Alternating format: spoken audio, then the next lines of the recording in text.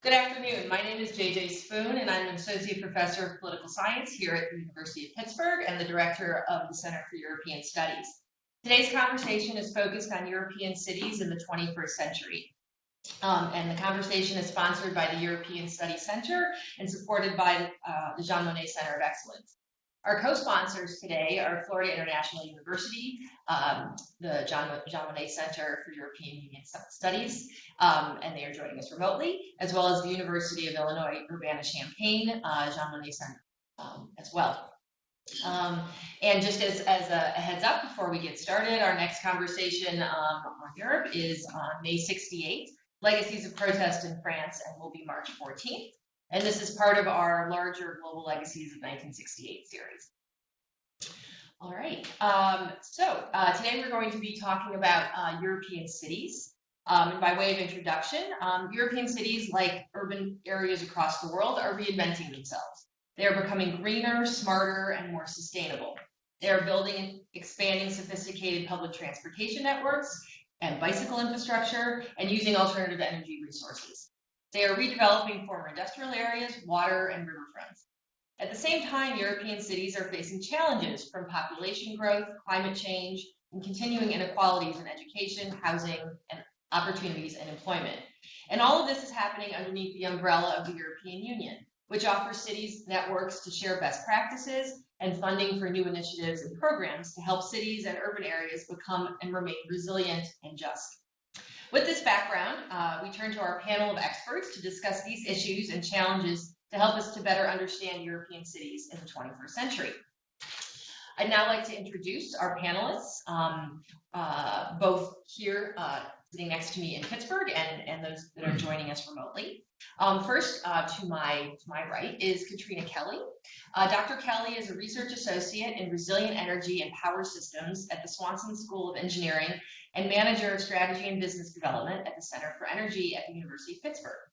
She received her PhD in comparative politics and economics from the University of Nottingham, Center for Interdisciplinary Studies. Dr. Kelly spent 4 years acting as the program manager for resilience at the World Energy Council, where she was the lead author on a series of reports looking to define an adaptation and partnership with the International Energy Agency. She has acted as a topical advisor to government institutions, including the House of Lords, the European Commission, the UNFCCC, and the Department of Energy. Her research helped to contribute to the COP21 discussions and to the previous Rio 20 summit on climate change. She leads Pitt's District Energy Research Grant and is also the main PI on the Comparative Energy Governance for Smart Cities project conducted in partnership with the Danish Ministry of Energy, Climate, and Utilities. Thank you for joining us. Thank you for having me. Next, we have Alistair Cole. Professor Cole is professor in the Department of Political Science at Sciences Po Lyon. His research focuses on comparative politics, multi-level and territorial governance, and Europeanization. He has published 19 books, 60 journals in 60 articles in referee journals, around 60 book chapters, including a recent edited book titled Cities as Political Objects. A member of the French ANR's Innovation Committee and formerly vice president of the UK ESRC's Panel B, he has performed a major role in research administration over the past decade. He's been a PI on 8 funded research projects, including ESRC, PALSE-ANR, the Leverhulme Trust, and the Nuffield Foundation. Professor Cole received his PhD from Balliol College at Oxford, and previous to his position at Sciences Po, he held positions in Oxford, Caen, Aston, Kiel, and at Cardiff University. Welcome, Alistair. Next we have Marco Bonche. Dr. Bonche is assistant professor in urban geography in the Department of Geography, Planning, and International Development Studies at the University of Amsterdam. His research focuses on urban and regional planning, economic geography, and environmental geography, with a particular focus on creative and knowledgeable cities and urban geographies of growth and decline in Europe. He has published on these issues in highly ranked journals, including the European Planning Studies, Urban Geography, and the Journal of Urban Affairs, and in several book and book chapters. Currently, he's involved in 2 JPI Urban Europe projects. The first, Bright Future for Black Towns, about future perspectives of small and medium-sized industrial towns in Europe, and 3S Recipe, if I'm pronouncing that correctly, Smart Shrinkage Solutions, about future perspectives and resilience strategies of medium-sized shrinking cities in Europe. He's the associate editor of the Journal of Housing and Built Environment. Welcome, Marco. Yeah. Finally, we have Ali Madanapour. Professor Madanapour is professor of urban design in the School of Architecture, Planning, and Landscape at the University of Newcastle. His research interests include the social dimensions of European urbanism.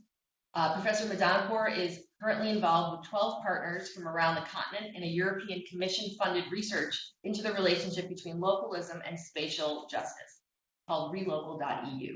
His most recent books are Cities in Time, Temporary Urbanism and the Future of the City, and Handbook of Planning Theory. Welcome. All right, well, thank you to everyone for joining us today. I think we have a wonderful panel to discuss some of these issues at hand. What I'd like to start out by is giving everyone a chance to talk about the European city of the 21st century, and to sort of go around and talk about how you would describe this city of the 21st century, as well as how you think that it differs from the European city of the mid to late 20th century. So, Alistair, would you like to start us off? Okay, thanks, JJ. And thank you very much for inviting me to participate in this round. Is everything okay for the sound? Yeah. Okay. I think we're fine. I'm hoping. Yeah. Okay. I'm sorry. I know there's a bit of an echo. I think your question is a very interesting question. And one might say a bit cheekily, one might say, well, is there a European city? Clearly, there are many European cities, but there are many different types of European cities. Is the European city a metropolis? Well, there's certainly some European cities that could contend to be metropolises, London, Paris, Munich, Milan, and so on.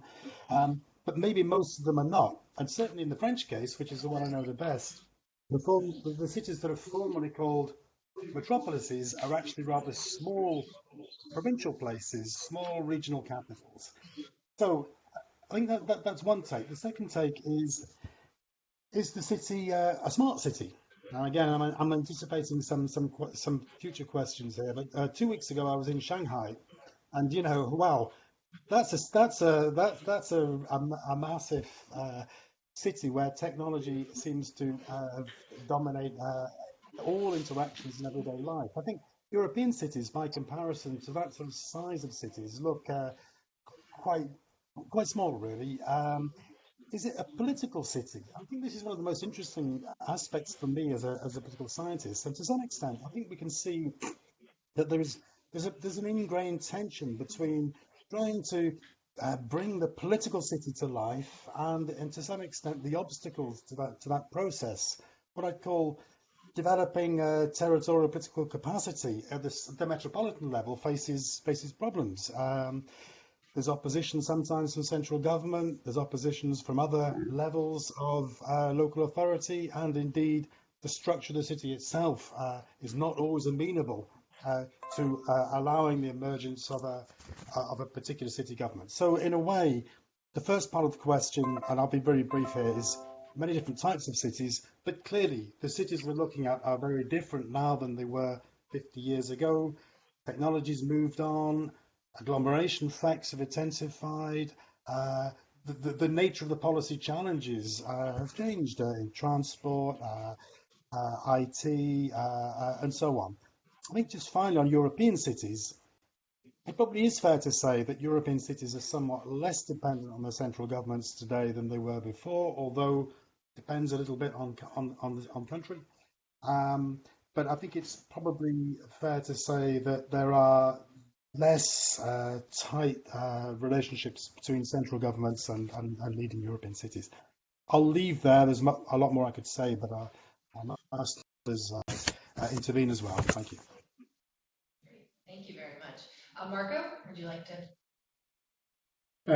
Yes, I hope you can hear me clearly as well. So a lot of the things that Alistair already said, I could have said too, especially about the diversity. So Europe is a small continent, but with enormous diversity, also in all kinds of and types of cities that you can encounter.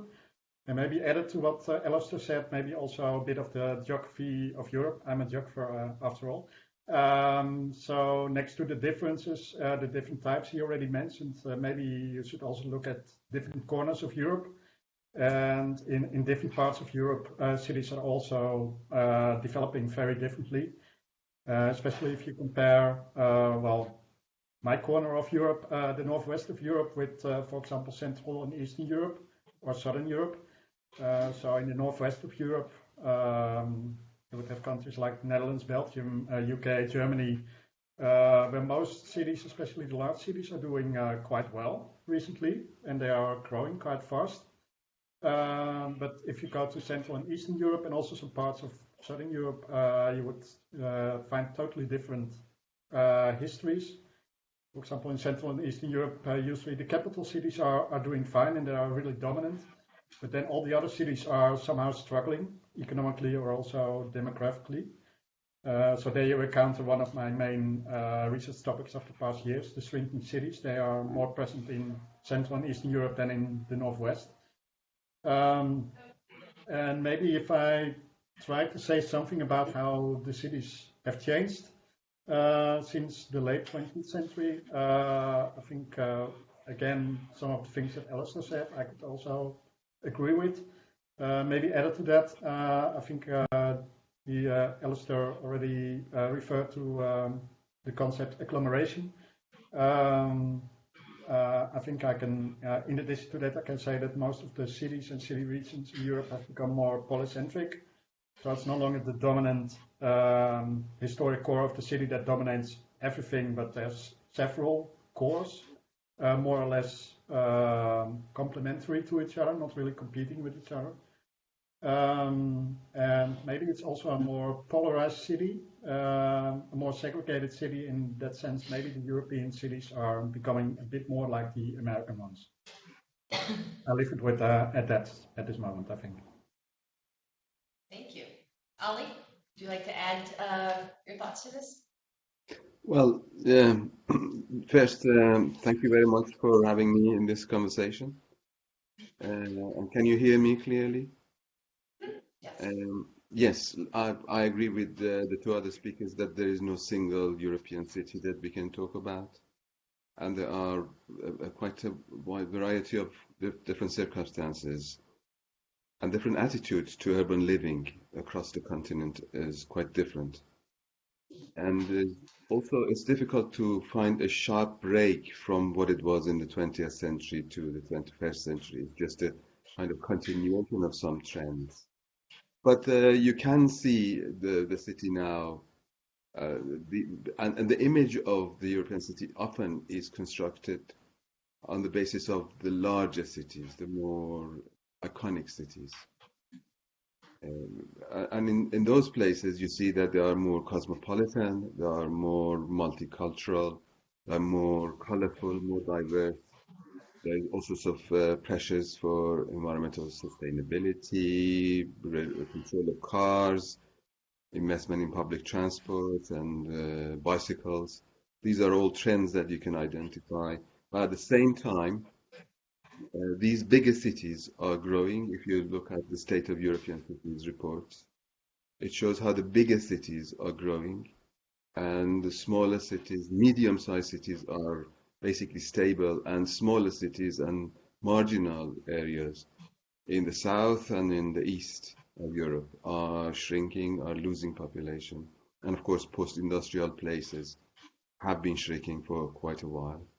So we have different conditions, different situations. But if you look at the overall picture, there's more anxiety about the future because of the economic crisis that is still working itself out. And you can see it in the policies, general policies, that is more emphasizing economic development rather than social issues, and that causes problems of inequality that was mentioned. And in the UK, for example, of course, the anxiety of what happens after Brexit is a particular anxiety. And the overall pattern of the decline of welfare state provisions, which is a feature across the country. across the continent.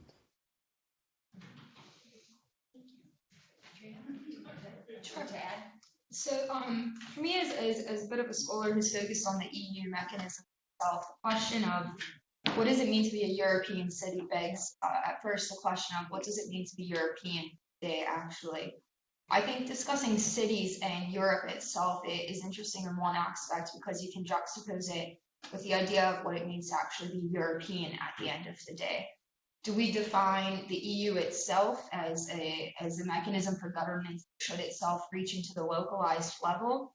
Or do we mean simply European in the ideas of the types of norms and the type of societies that we're looking at level?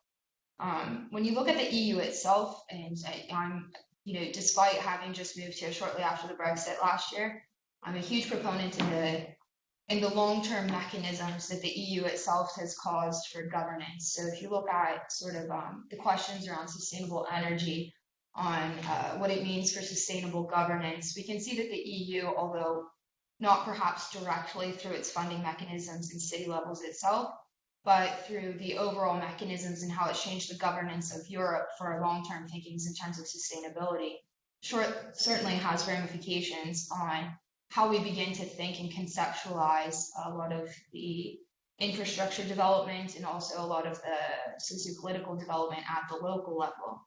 However, whether that has official ramifications for how we talk about European cities, I don't think has yet happened, as certainly everyone else has stated.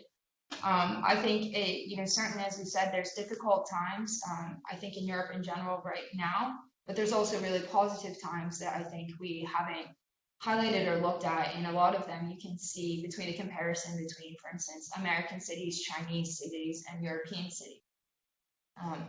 At a time, especially whenever we talk about energy discussions and the charge for sustainability being centralized quite concretely at the local level, I think that the overall European mechanisms that we're given to judge ourselves against in terms of long-term government certainly begin to influence places. For instance, in Brussels, I would hesitate to see if many Belgians, claim Brussels as their capital city, whilst we certainly see it as becoming a bit of an EU-centric city. I think it's difficult for the city level because a lot of the problems that we have to deal with are beyond city level governance capacities, whether we're talking about funding mechanisms, whether we're talking about immigration policies, etc. A lot of the problems that we see happening in the EU are certainly contextualized within those urban centers, I guess that we can call them now. So for me, whenever we talk about the discussion of what do we mean by European cities, or what effects do we have of the EU overall in a city question, begs at first the question of what is the level of intervention in the EU at the city level, ideally long-term basis, and how do we begin to reconcile that against the strong localized governance models that you need for these, a lot without having kind of 100% the clear relationships between the national level and the EU. I think it must make it exasperately more difficult to handle EU governance at the local level. Mm-hmm. So thank you to everyone. You've all raised some really, really interesting points that could keep us talking for hours, which don't worry, we won't. But I want to obviously get to a lot of these. But I think first I'd like to kind of go off of what you were just talking about and talk a little bit more about Brexit, which is obviously something that is very much on all of our minds, and probably most of those that are in the UK and working on the UK. So Ali, I was wondering if you could talk maybe a little bit more about sort of how you see Brexit, and as the Brexit negotiations are moving forward, and how that is sort of influencing not only sort of the idea of the city, but just things about in terms of governance and planning and things like that, and how you see that already affecting cities in the UK, and how that may continue to do so after the official separation.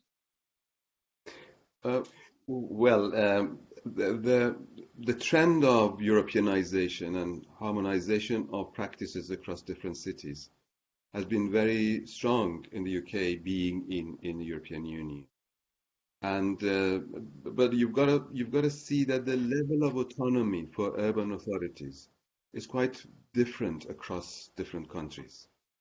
And while in the Netherlands, big cities like Rotterdam, for example, and Amsterdam have a lot of power and autonomy relative to what the UK cities have. You see, the UK cities are much more managed through the national government, through the funding mechanisms. But generally, yes, the Brexit process would have serious implications for a lot of regions that are benefiting from European funds and European integration. And there is higher levels of anxiety in the peripheral regions that have been involved in European funding. So that is a big issue.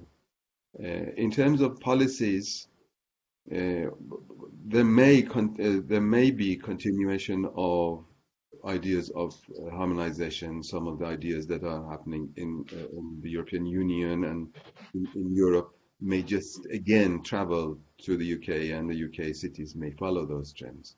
So they are not going to be completely disconnected from those trends, but the issues of the policy, the issues of this open method of coordination that the European authorities learn from each other and share experiences, those things may come to some sort of breaking point. Although I have to say that in the UK, in general discourse, there is very little recognition of European discourses, of European Union discourses. Although the policies may travel and the initiatives may come across the water to this country, but people don't generally recognize that as such. And it appears that it suddenly emerged as a kind of a local wisdom rather than a discussion that we had last week in Brussels or somewhere else. But yes, it is an anxiety that has an impact on everything, including the cities. Mm-hmm. So, sort of moving from that, obviously that is a major challenge that is facing cities in the UK of various sizes, as you've just mentioned. But I wonder if we could talk a little bit more, and feel free to elaborate on things that you briefly mentioned before, on what you see as some of the other major challenges facing European cities. And obviously, I think we can all agree there is not necessarily one European city and that has obviously been very clear in what has already been said. There's differences, of course, by size, by region, etc.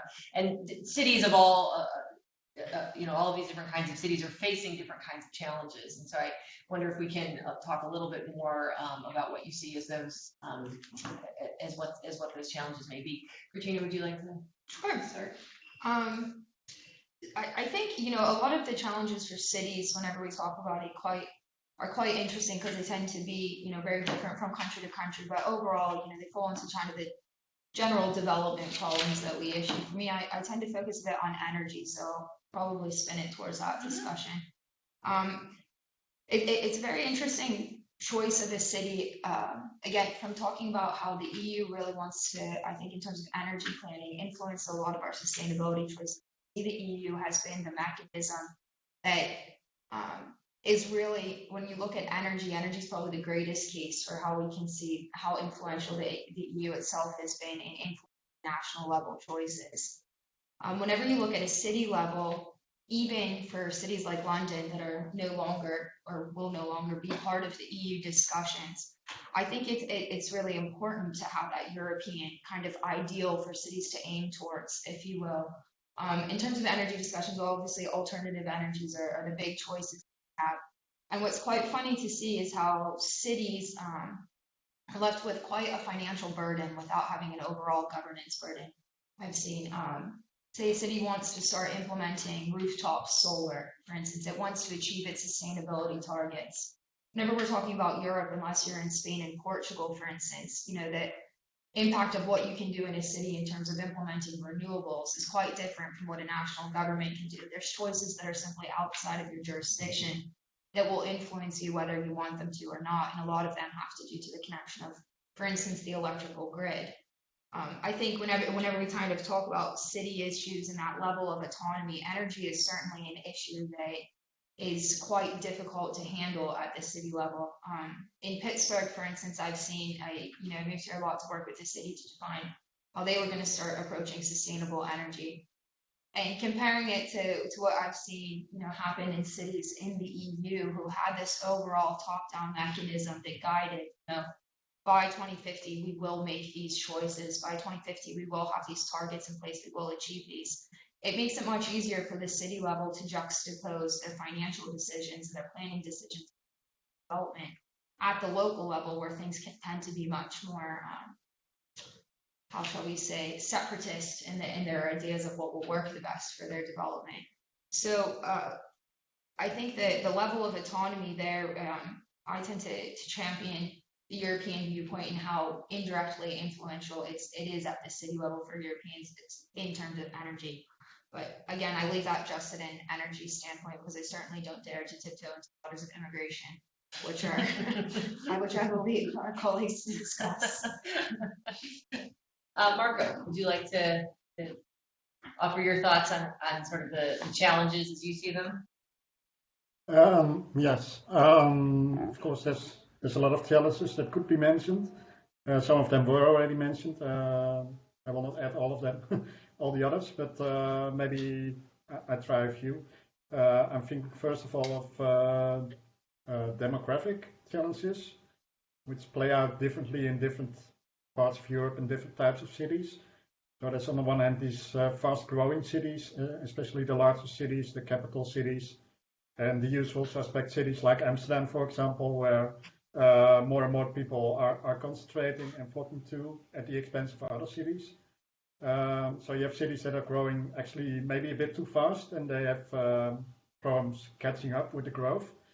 And on the other hand, on the other side of the spectrum, you have quite a lot of cities. It was already mentioned before by one of the other speakers, the smaller and medium-sized cities and the cities with less fortunate economic situation at this moment, for example, former industrial towns.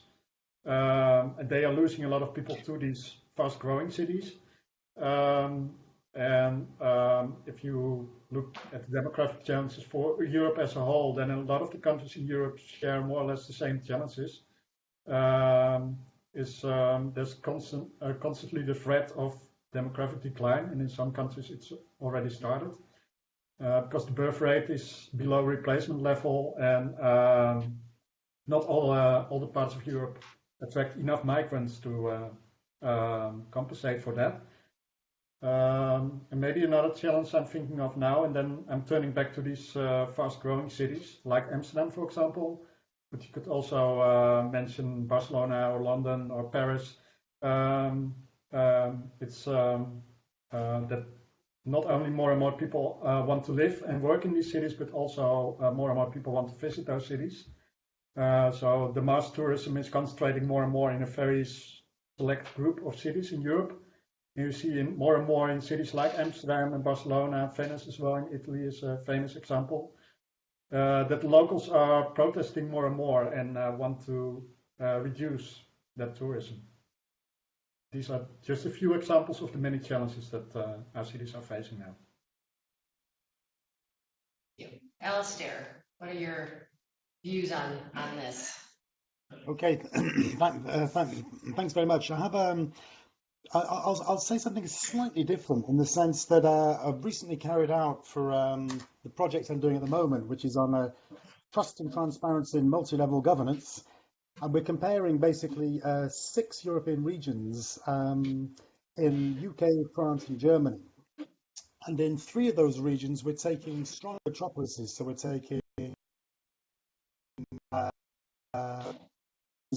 can mention them. It's Auvergne-Rhône-Alpes, Brittany, Hesse, Saxony, northwest of England, which of course isn't a real region, but it might become one, and Wales. And what we're doing is in the design of the project, we attempted to select 3 what we call instrumental regions with metropolises and 3 more identity-focused regions. And we're comparing across the regions and across countries.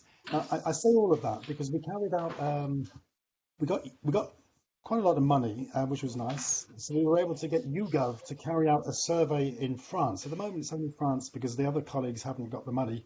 But anyway, we carried out this survey in France, and quite a simple survey about preferences for levels of government for particular policy areas. We had 12 policy areas, and we asked French citizens, if you like, what was their preferred level of government.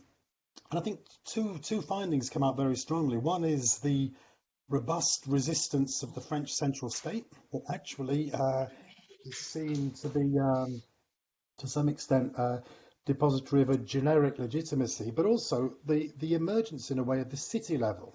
And the city level being another level of government that's accepted generically, in our survey at least, as being an appropriate level for general purpose service delivery.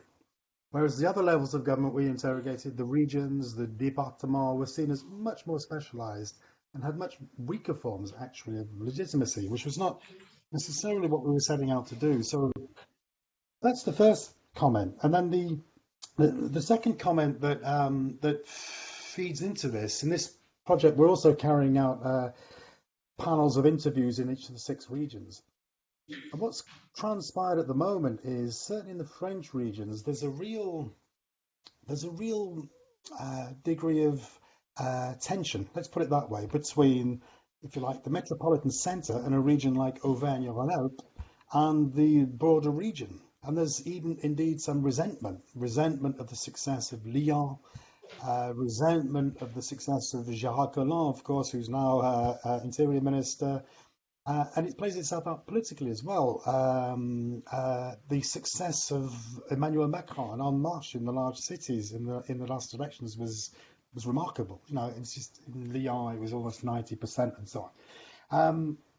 And so you see this territorial fracture playing itself out politically, well, certainly in 2017. And you see it more generally, there being a fairly ingrained form of regional metropolitan tension, particularly in those large regions, much less so in the smaller regions where if you like, the metropolitan fact is much weaker. But so you clearly see different forms of tension. In terms of challenges, I won't say much more. I think our other speakers have been very eloquent on this.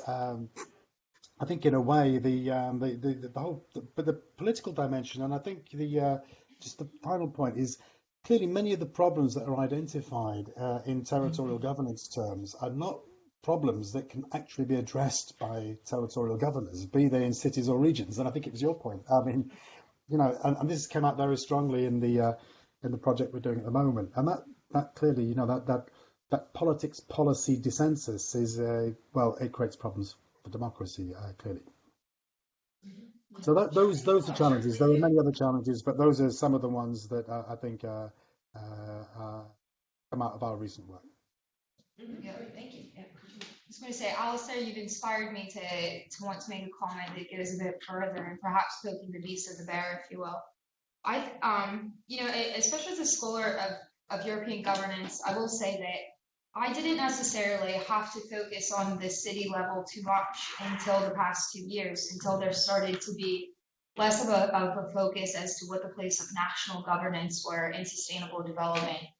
I almost feel that the discussions that we have around cities, whilst being hugely important, not in terms of just their population density, in terms of the role that they play, you know, in overall governance, but I will say that cities have almost become, to me, a bit of, and this is putting a bit of a political theorist hat on, if you will, cities have become a bit of a place, to me, where almost more a liberal place of thought is trying to get a more of a hold on a more tangible discussion that pushes against kind of a lot of the nationalist agendas that we're seeing here.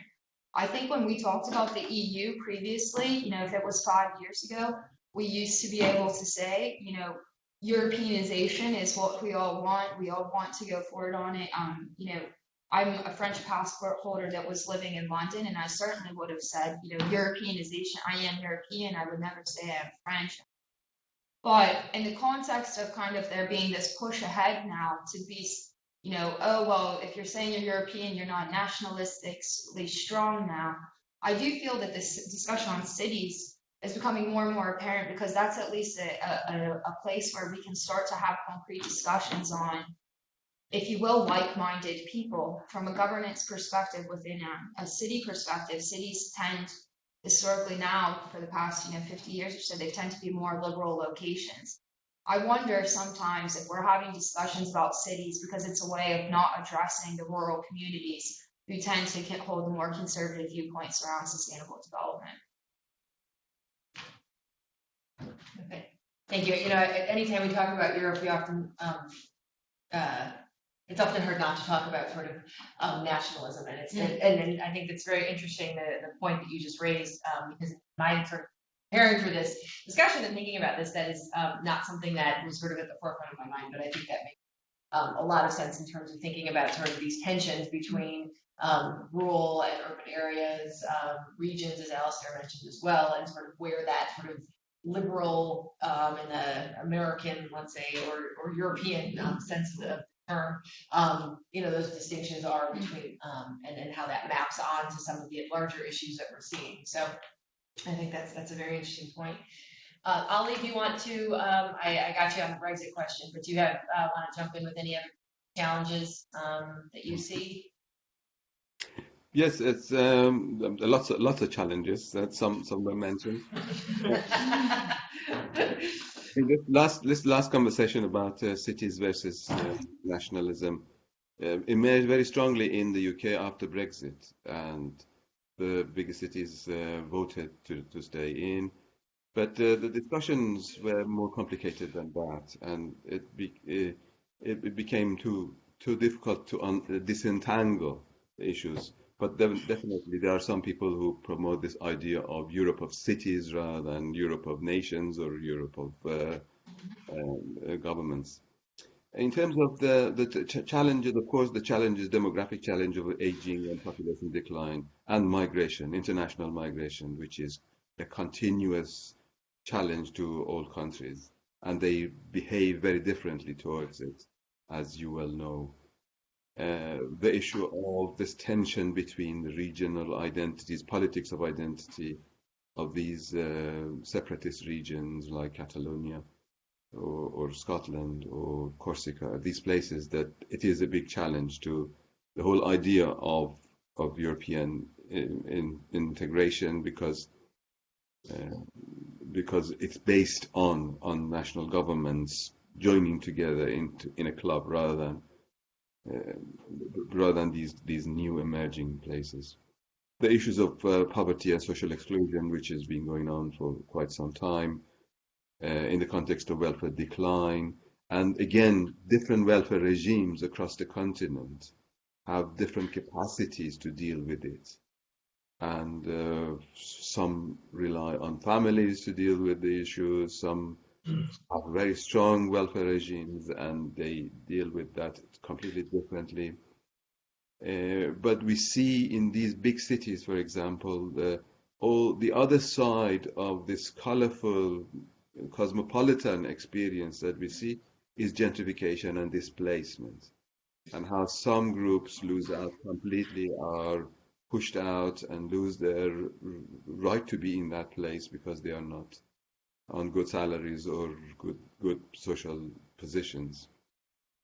And of course, the long list of issues about climate change, food security, issues, quality of life, air pollution, conservation of cultural heritage, affordable housing, which is a big issue now in these big cities, become too successful to become habitable for their own young.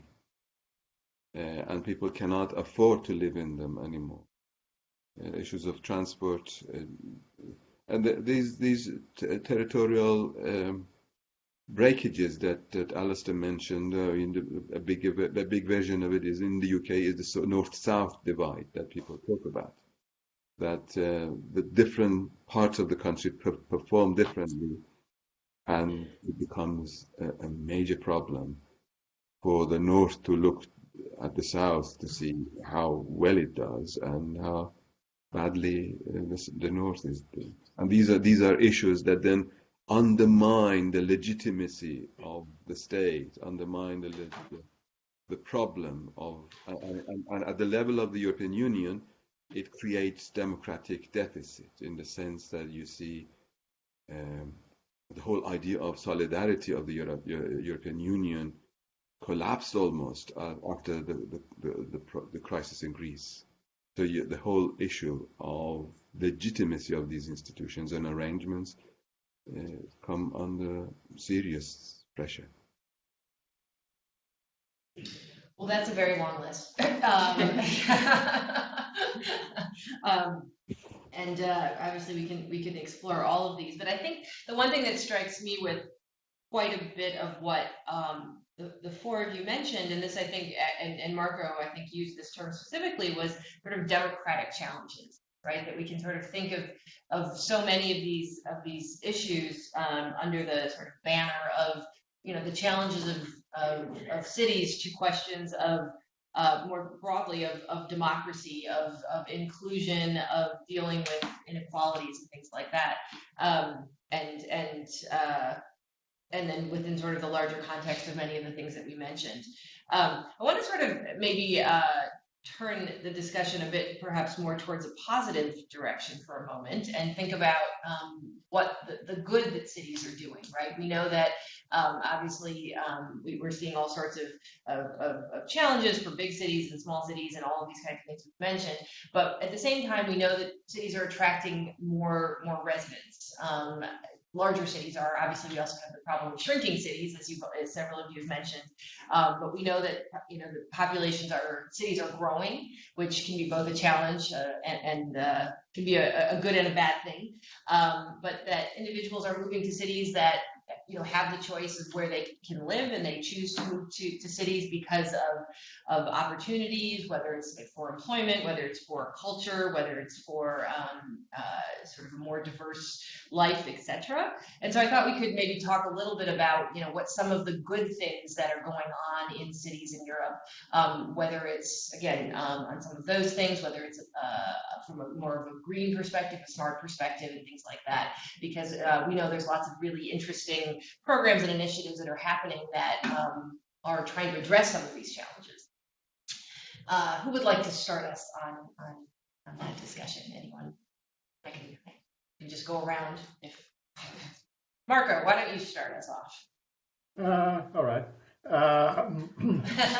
Maybe someone was going to have to go first. That's all right. Maybe I pick one of the possible positive things again, and then the others can maybe add some others.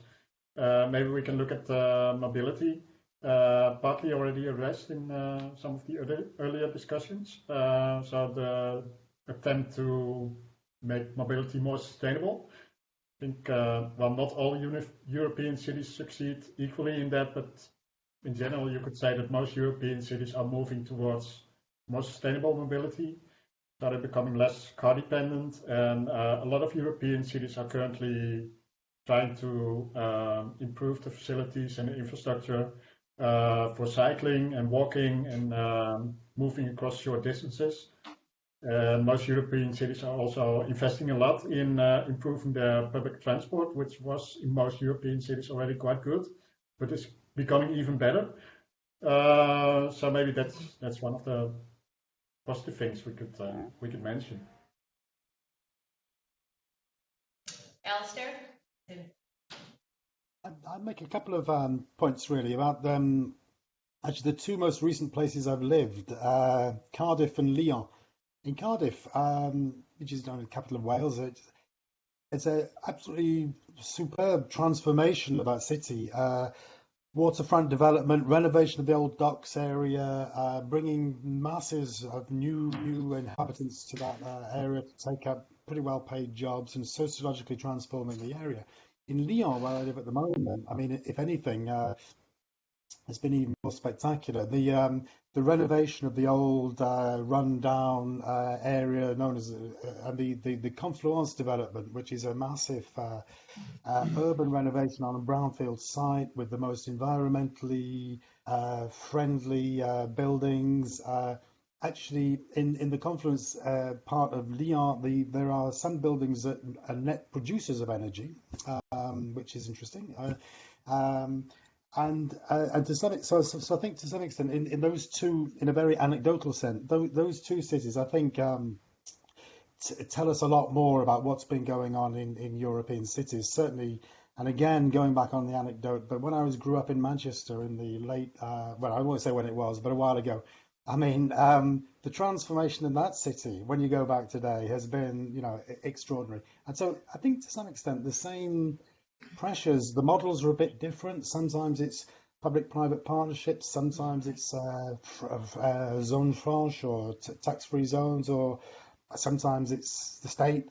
So the mechanisms might be different. But I think the overall effect of old industrial cities having been renovated is a great success. Just the second thing I'd mention.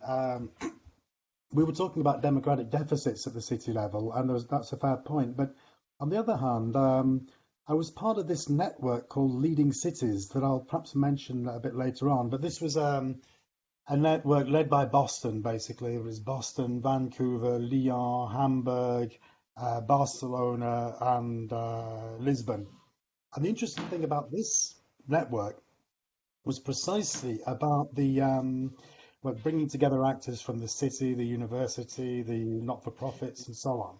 But the very specific, interesting point I wanted to make was about participatory budgeting, because there'd been a report. One of the reports that the Leading Cities produced was all about how participatory budgets had taken hold in many cities across Europe, and how proportions of up to 5% of the city budget now were being determined by citizens, basically, choosing priorities. And so there are mechanisms whereby, on a very micro policy level, whereby democratic deficits can be, to some extent, modified or challenged.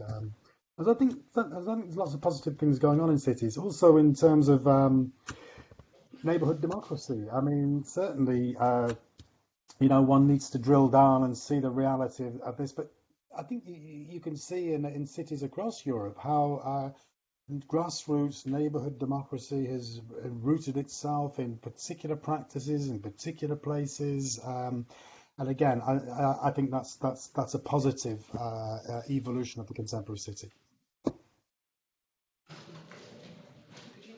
Sure. I was going to actually go along a bit of the same lines, which is, there's absolutely problems of gentrification and affordability that we see kind of in European nation law, especially in, kind of the largest metropoles, Paris, London.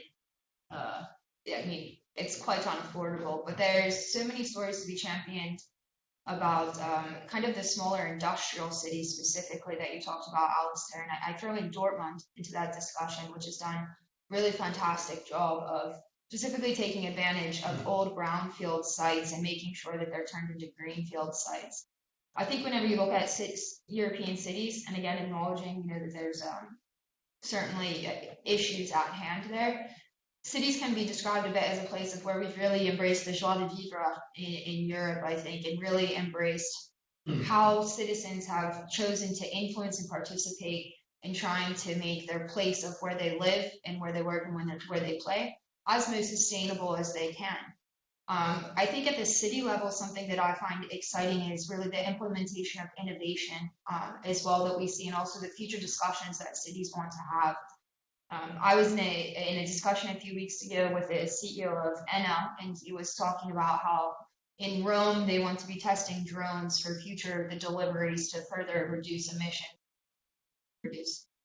And to me, this was an example of how far out cities can go in terms of their thinking. They might not be able to influence national agendas always, but there is a certain sort of I want, therefore I will do in cities that I find really exciting across Europe. And it's specifically in connection to that, really, how do we turn cities where we've had heavy industrial development previously and turn that into a place that fits into the overall targets of sustainable development that I do think are enforced by the greatest degree by the EU structures themselves in the EU. And I think that's an important thing to contextualize and to think about within Europe. Ali? About the positives, of course, there's a lot of interesting innovations, interesting trends. One key theme that a lot of European cities share is that very strong and positive feeling towards urbanity and towards living in the city and being in the city. I spent all of last week in Barcelona, and you can see how that sense of urbanity is strong and is strengthened, and that's what's attractive and brings a lot of people from around to visit the city. It is that sense of urbanity then is kept and nurtured, and also there is an underlying aesthetic sensitivity in many countries, in many cities, uh, towards embellishment, towards improvement of the city. And that contributes to the improvement of the quality of life in these places. Of course, there are complications in all of them, but you can look at how the culture of planning and design in these cities contributes to the development of public spaces. Public space is one of those themes that many European cities have adopted and have put a lot of work into to improve the public spaces in a very open-minded way generally. There's a lot of involvement of civil society groups who are involved in various activities. If you look at, for example, the issue of the temporary use of extra spaces that become available, and the city of Berlin did a lot of work in that, and a lot of other cities across Europe do that, including Rome that was mentioned. They use a lot of these capacities in new and innovative ways. Again, there are complications and there are downsides to all of these, but there are very interesting experiments that go on. So that's why you see that there is complete change of character and quality in many of these cities. In Manchester, that was mentioned, Manchester is completely different from what it was. Newcastle is completely different from what it was. These places have completely improved. Some cases become so iconic, like the city of Copenhagen, that becomes a kind of flagship of how to improve the quality of environment, which is people friendly and also environmental friendly. So there are very good examples that go on, and various others use these examples. For example, investment in public transport is the city of Vienna wants to expand because it's predicting expansion.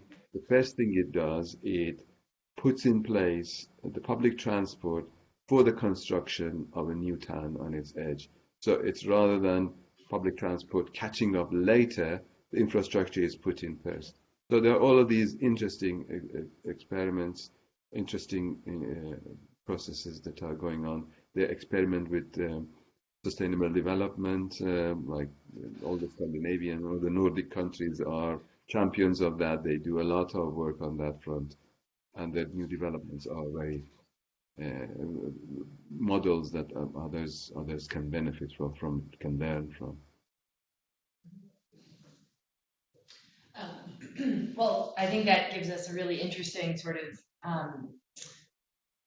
sense of all of the good things that are happening. And Ali, I had a bunch of questions that you actually sort of touched on as you were sort of talking about. But I wonder if we could, if any others have anything perhaps to add.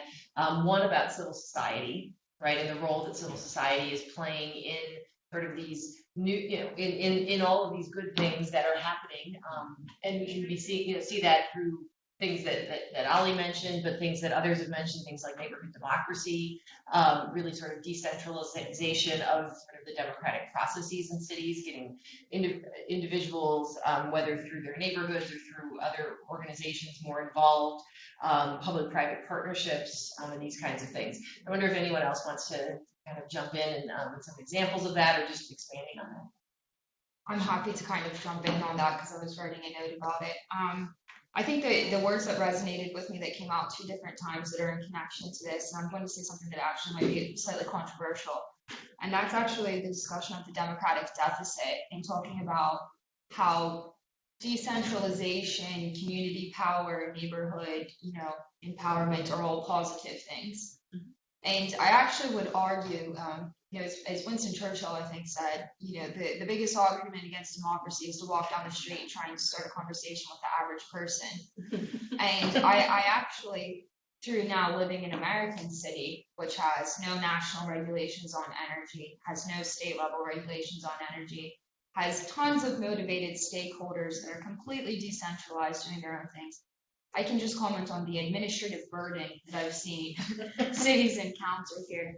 So I think it's quite interesting at the city level. In Europe, we again are having these discussions about a democratic deficit, how it's a negative for specifically participation within EU structures. And my counter argument to that always is when you look at economic growth compared from the United States to the EU, we've seen more positive sides by the EU being had now. So whilst I think it's great to make sure that society is involved and we do have their opinion count, I literally was working next door to the Bank of England when one day after the Brexit, the most popular item on Google was, what will the Brexit? So I think that cities, while they're great, and I think it's important to include their comments, I actually think working in a city level society shows you how important it is to have clear orchestration at the national, and for me to even go further on the European level of governance. Would others like to jump in on that? Well, it's this is very important. The way the decentralization of decision making is happening, and sometimes it complicates the process in a way that takes away abilities or responsibilities about doing things. And while there is something good comes out of it in the sense of developing local capacities, and this participatory budgeting that has been so expanding gradually and becoming more central to various practices. I remember when people from British government were talking about how it's good to learn from the Latin American experience of participatory budgeting, and now the whole idea of neighborhood planning is a big movement in the UK in the sense of advocating the possibility for each neighborhood to determine its future through a planning process, and that's very good.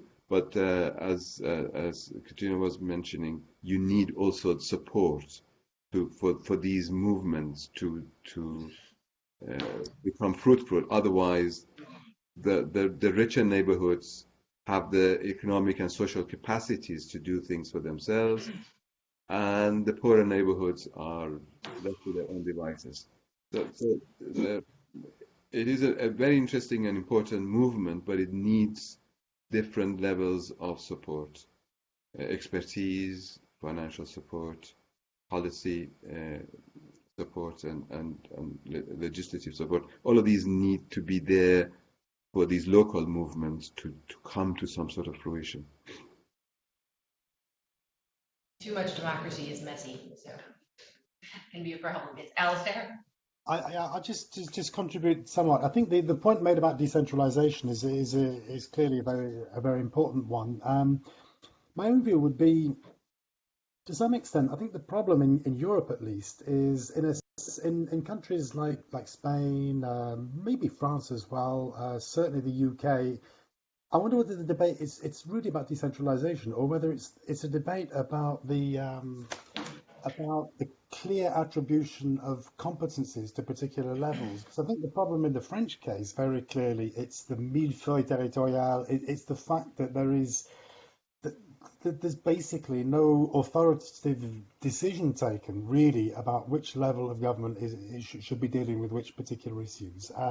I think in the Spanish case, the problem is rather different, but it's that there has been not only a politicization of territorial relations, but also a re-centralization, really, of many previously decentralized functions as a result of economic crisis. But again, the result is dissatisfaction because of a degree of instability about particular competencies being exercised by particular levels of government. So that would be my point on decentralisation. But I'd just like to make another point about the, again, I'm going back to leading cities again, this network I was involved with. But the report on co-construction, which we wrote, well, I didn't actually write it, but that was produced by Leading Cities, was interesting because the central figure of this report was the Q5 helix, and it was the participation between government, business, universities, civil society, and not-for-profits, and in the process of discussing with the colleagues from Boston in particular, what was really fascinating was how the strength of relations between city and business in a big US city like Boston is far more powerful, really, than equivalents in most European cities. And so, in a way, the basic trade-off, and it links into decentralization and capacity, but that basic trade-off between, I suppose, political power and business is clearly rather different, I think, in most big US cities and most European cities, which of course doesn't mean that business actors are not important in Europe, because they are, but clearly the particular way that American cities perhaps are governed perhaps lends some support to what you were saying about, well, clearly if there's not a level of regulation on issues like energy and so on, then it's problematical. So I think, and that's where comparison I think is interesting, because we do need to compare. We need to compare not just US, Europe, but also between different European cities and indeed states, because Europe remains a very diverse place, basically. So that's my contribution. Marco, would you like to add? Well, this is not my main expertise, so I'll let the other people talk first. But maybe from, we already heard some parts of Europe, UK, France, Spain, for example. Maybe from the context I know best, the Netherlands, where I'm from. We see another kind of decentralization process in the last years. Maybe not from the city government to the citizens, but rather from the national government to the local government. And they constantly see this tendency in different policy fields, always the same. The national government says to the local governments, you have to take over this task from us, and then you get one-off lump sum of money, and it's always it's never enough to actually do the task, and then these local governments get task after task, and they have to do the same or even more with less money. So that's something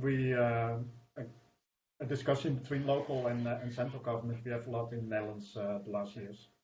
We don't really see a solution for it yet, but and maybe compared to American cities, they will probably solve it if they get less money from central government or state government. They would probably raise their own revenues from taxes, for example.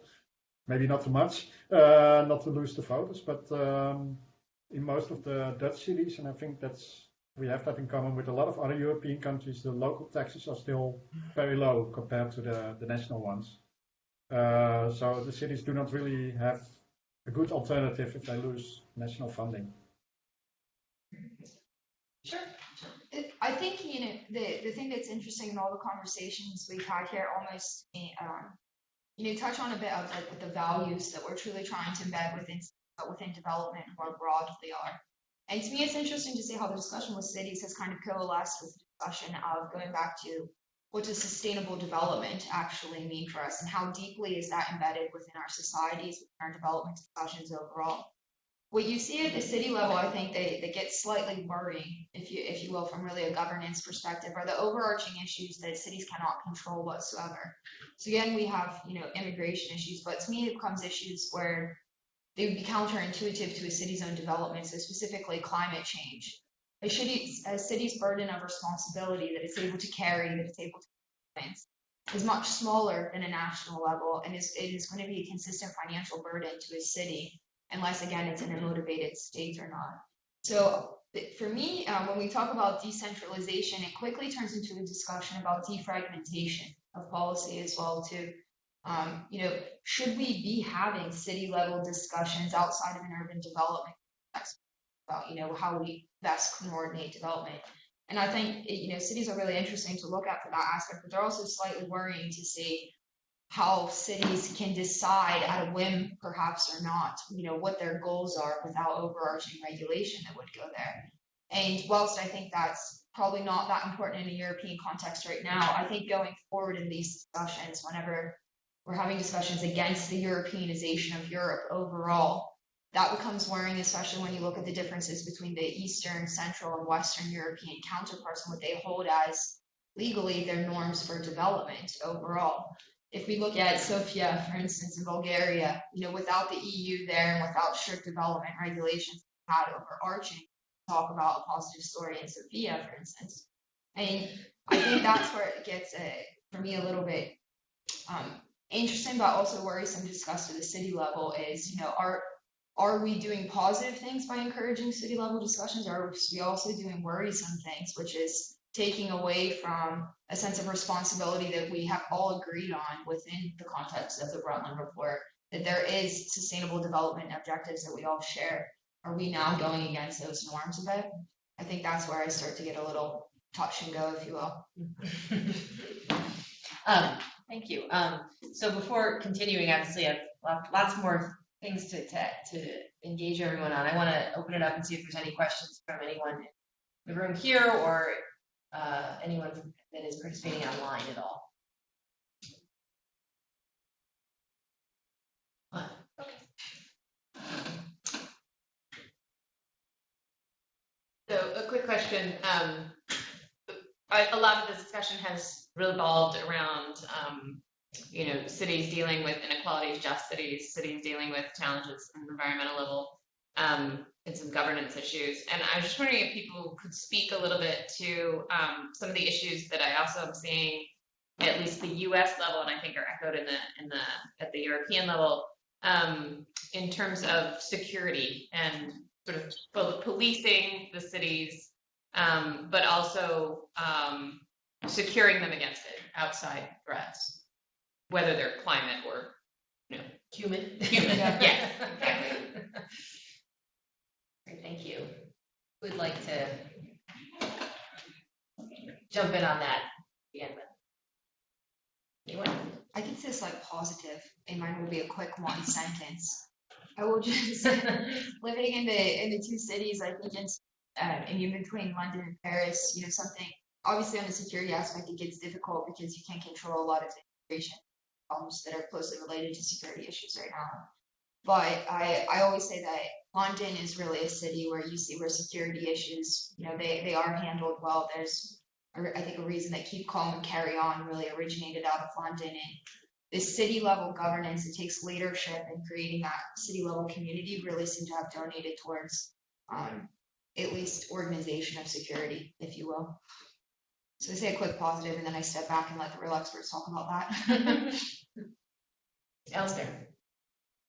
Yeah, I'll just make a brief intervention about the case of French cities, where clearly in the rundown suburbs of France's leading cities, there are very, very difficult relations between the communities and the police force, and to some extent, there's a lack, to my mind at least, there was a decision taken under Sarkozy, I believe, that rolled back the Jospin program of local neighbour police, and basically every relation between the police and the residents of the housing estates has become worse and worse and worse, and it's not getting any better. There's a lot of violence in that relationship, and I think to some extent that's also the city and how one thinks of integrating not just all parts of the city, but also how to police the city. It's not at all an area of expertise of mine, but one notices it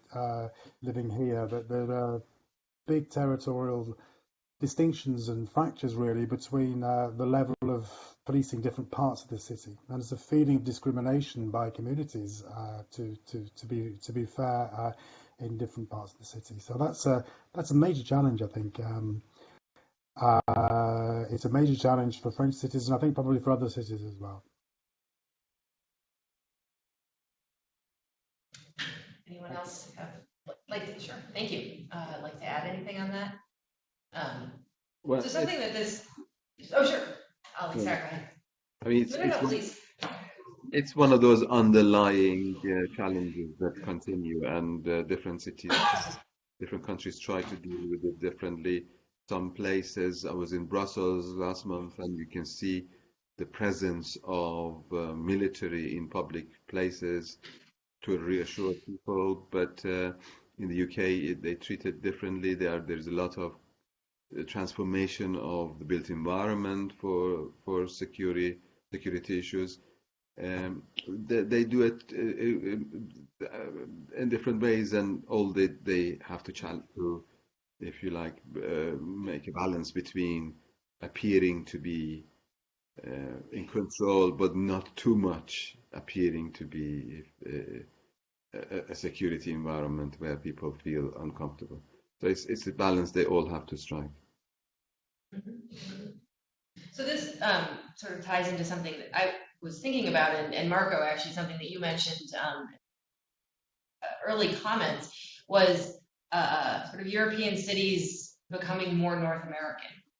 And you referenced it in terms of segregation. Obviously, when we start talking about issues of policing, of security in cities, we can start thinking about how U.S. cities handle some of these issues versus how European cities do. But I think when you mentioned that and said that European cities are becoming more perhaps North American with issues of segregation, I thought that was sort of really quite interesting and does tie in, I think, a lot to these comparisons, but also to issues of mobility and demographic growth and security and things like that. Margaret, I was wondering if you could perhaps talk a little bit more about your thoughts on sort of this idea of European cities becoming more North American, and some of that is perhaps more on the challenge side of things, but we could also think of it in positive ways if there are any as well. If you'd like to start on that. Yeah. So, well, I was saying they are becoming more American. Maybe I didn't say they are becoming American. There's still quite a big difference between most European cities and most American cities in a lot of ways. But maybe the gap is getting smaller. And one of the concepts I used was polarization, and then connected to that segregation. We always used to have, at least when I studied and when I started working at university in the 1990s and early 2000s, there was always this tendency to place the European cities opposite to the American cities, and then say, well, we have segregation, but it's much lower, and we have polarization, but it's much lower. But now I'm not the biggest specialist in segregation, but direct colleagues of mine who are working on this daily, they are really increasingly worried that the segregation is increasing rapidly now in many European cities, and all the possible problems connected to that. And it could even expand to what we were just discussing, security issues like what Alistair was raising about the banlieues in France. I think within Europe that's a rather extreme example compared to a lot of other European countries and their cities, but I think in each country, in the large cities, you have areas, especially at the edges of the cities, which are starting to develop more or less in the same direction, even in the Netherlands, for example. I think that, whenever Marco hit on the points exactly, which to me is connected to the segregation and security are very closely related, I think, in Europe. And I think we've been tiptoeing a dangerous line that has made there almost an argument for why segregation, has almost been happening in Europe. And I think it's honestly a very negative attribute, if you will. Something that I was always impressed with the city of London, for instance, is the lack of ghettoization, if you will, that in London, they make a strong effort to make sure that entire neighborhoods aren't gentrified, if you will, that it's more by street pattern. Be living on the poshest borough of Chelsea, and directly across from you, there's subsidized housing. In that degree, living in London, it was a much less racist society. than what I experienced in living in Paris, where you go to the east and it's drastically different in terms of sort of how it's segregated there.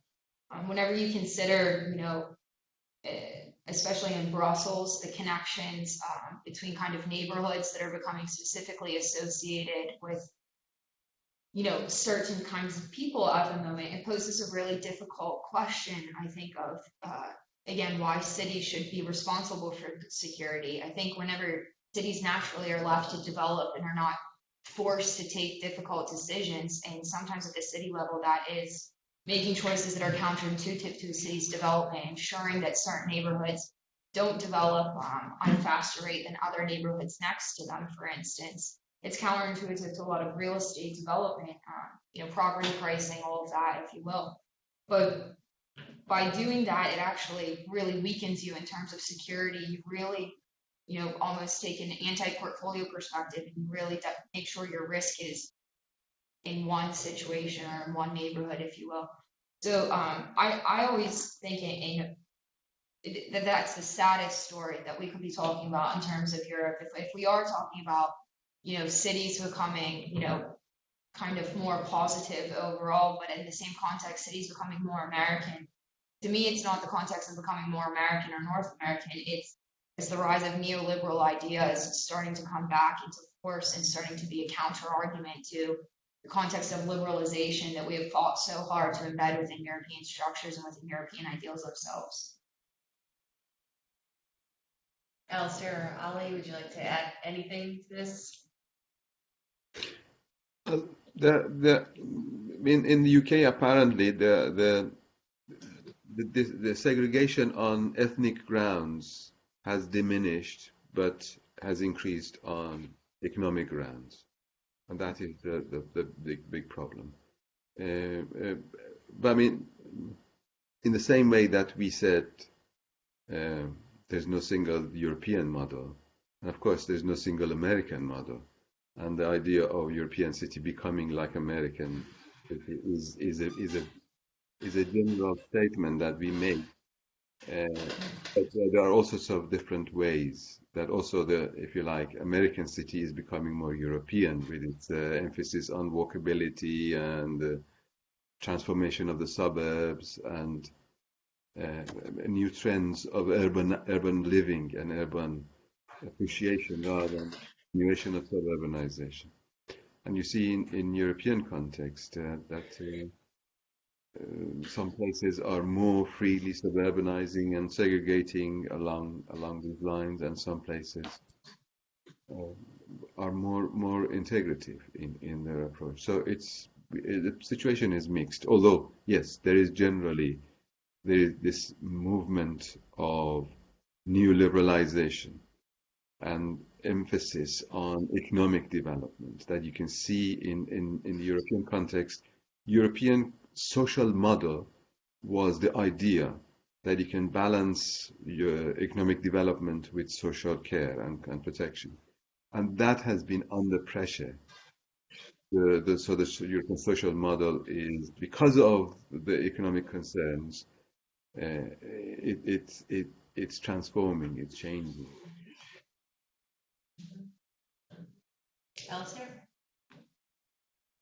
A very brief comment. I mean, I think it's interesting the comparison between American and European cities. But I mean, in the last, one of my responsibilities in Sciences Po Lyon is I'm director of international strategy, so I travel quite a lot. And two of the recent cities I've been to, one was Delhi in India, and that's, I think, now the most polluted city in the world. Anyway, I certainly felt, it was a very interesting place, incidentally, but I felt ill because it was so polluted.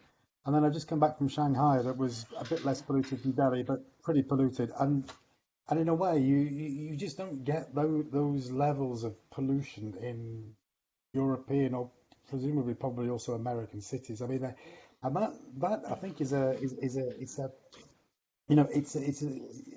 it's neither an indictment or whatever, but I mean, it clearly is the case that the level of regulation, and I think I'm going with your argument here, is that to some extent, once you get out of the US European framework, then there are many other cities in the world that maybe don't share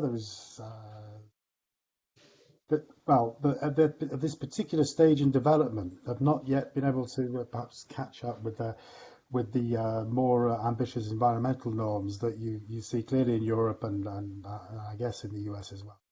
So that would be my contribution. Okay. Well, thank you. Well, I know living in an American city that has gone under quite a bit of transformation itself in the last 10 or 15 years, that our city in Pittsburgh has indeed become, as I would say, probably more European in the sense of its biking infrastructure, its walkability, and that's one of the things that I think attracts a lot of people to our city. So I think that's, perhaps a nice note to end on. We could, of course, keep talking for quite a long time. This has been a really interesting conversation. And I think just to highlight a couple of, the points that have really come out of this, which is that I think we're really seeing a really interesting time, sort of moment when we're in terms of talking about cities in Europe and all of the really interesting things that we're seeing from a positive way in what a lot of European cities within the framework of the EU are doing, as you've all highlighted. But I think we've all pointed to, several of really important challenges that the cities are facing from a development perspective, from an energy, security, democratic governance perspective. And so I think this is been a really interesting conversation that's really highlighted some of the good things that are happening and also some of the challenges, as well as how European cities can learn from each other. Something I know we didn't talk a lot about, but that was alluded to is sort of East versus West,